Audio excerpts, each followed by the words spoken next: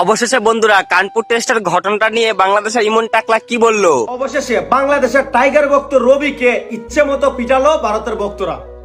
কানপুর টেস্টে একটা কি বলবো ভাই, একটা খারাপ আচরণ করা হয়ে গেল বাংলাদেশের সমর্থকদের সাথে। টাকলা ইমনদা, সত্যতা যাচাই নাই করে কোনো বিষয়ে উল্টাপাল্টা কথা বলে একদমই ঠিক না। একটা দেশের বিরুদ্ধে উল্টাপাল্টা কথা ভেবে বলতে পারো না, কারণ তোমাদের সাংবাদিকরা সেখানে উপস্থিত ছিল। তোমরা সেখান থেকে সঠিক তথ্য জেনে নিয়েই কথা বলতে পারতে, কিন্তু সেটা করলে না।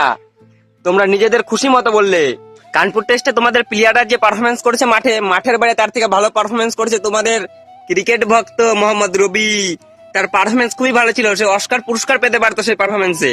অবশেষে টাকলাদা, তোমাদের মতো কিছু চুলপাকনার সমর্থকদের জন্য আমাদের দু দেশের সমর্থকের মধ্যে ঝামেলা। কারণ তোমরা কোনো কিছু সত্যতা যাচাই নাই করে উল্টাপাল্টা বলে যাও।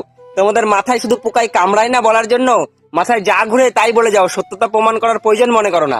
অবশেষে দাদা, কানপুর টেস্টে অবশ্যই তোমাদের সাংবাদিকরা উপস্থিত ছিল, তোমরা সেখান থেকে সত্যিটা জেনে নিয়ে বলতে পারতে, কিন্তু তোমরা সেটা করলে না। কারণ তোমাদের মাথা তো পোকায় কামড়ায় বলার জন্য। তোমরা যেটা দেখলে চোখের সামনে, যা শুনলে উল্টাপাল্টা সবই বলে দিলে। অবশেষে বন্ধুরা, এই রবিকে 5 বছরের জন্য না, সারা জীবনের জন্য ইন্ডিয়ায় আসা ব্যান করে দেওয়া উচিত ছিল। সেদিন আর কোনোদিন ইন্ডিয়ায় আসতে না পারে। চিকিৎসা বিষয়ে এসে খেলা দেখেছে, আবার তারপরে ইন্ডিয়ার বিরুদ্ধে কথা বলেছে, ইন্ডিয়াকে নিয়ে দুর্নাম ছড়ানোর চেষ্টা করেছে ইন্ডিয়ার বিরুদ্ধে। মোহাম্মদ রবির সব প্রচেষ্টা যে ভুল ছিল সে কথা আমি বলছি না, সে কথা বলছে বাংলাদেশের সাংবাদিকরা। কারণ মোহাম্মদ রবির সবকিছু চেক করার পরে, সিসিটিভি ফুটেজ, তারপরে ডাক্তারের রিপোর্ট চেক করার পরেই বাংলাদেশের সাংবাদিকরাই কথা বলছে। দারুণ পারফরমেন্স করেছেন বাংলাদেশ দলের সমর্থক টাইগার রবি। গ্যালারিতে ভারতীয় ভক্তরা তাকে মারধরের অভিযোগ করলে সেটি সত্যতার কোনো প্রমাণ মেলেনি।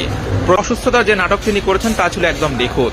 অস্কারের দৌড়েও টিকে যাবেন। রবির অভিযোগের পর সেখানকার সিসিটিভি ফুটেজ চেক করে স্থানীয় পুলিশ। রবির গায়ে কেউ হাত দিয়েছে সেই প্রমাণ পুলিশ পায়নি।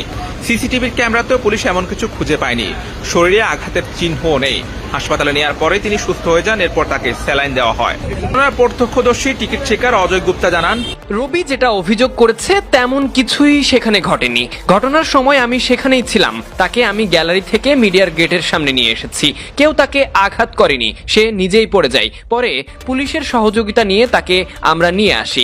সেখানে প্রাথমিক চিকিৎসা দিয়ে তারপর হসপিটালে পাঠানো হয়। মানুষ কোনোদিন ক্রিকেট প্রেমী হতে পারে না, যাদের রক্তই খারাপ, রক্তে মানুষত্ব নেই, এটা তো মানুষের পর্যায়েই পড়ে না। এরা এক দেশ থেকে আরেক দেশে ক্রিকেট খেলা দেখতে এসে সেই দেশের নামে দুর্নাম ছড়ানোর চেষ্টা করে, এরা মানুষের পর্যায়েই পড়ে না।